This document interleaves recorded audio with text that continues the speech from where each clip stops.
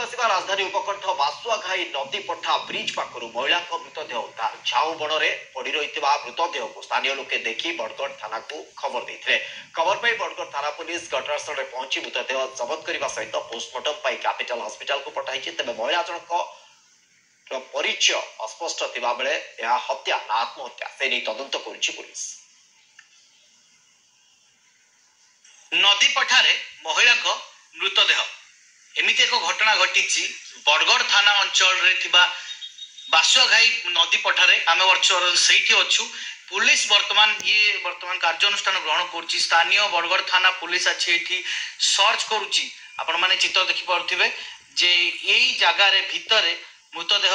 थिबा कथा सामना को आसुची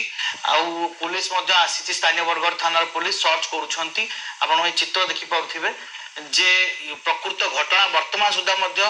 देखा जाइनी घटना घटना को आम जान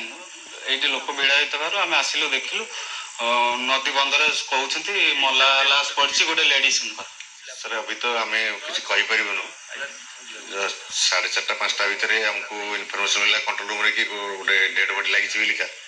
तापर आम भी नथिलु थाना को इनफर्म होता आसिक अपेक्षा कर बस आम्बुलांस मगें सार भी आसपारे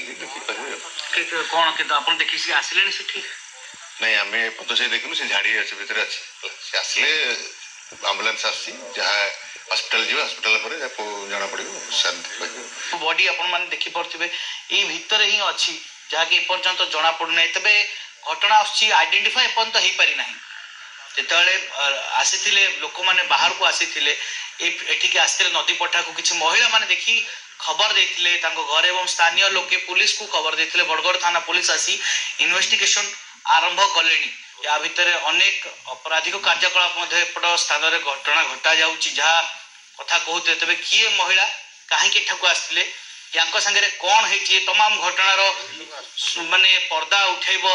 पुलिस जितेबाला तदंत आगू जीव और जो महिला शव व्यवच्छेद रिपोर्ट आसी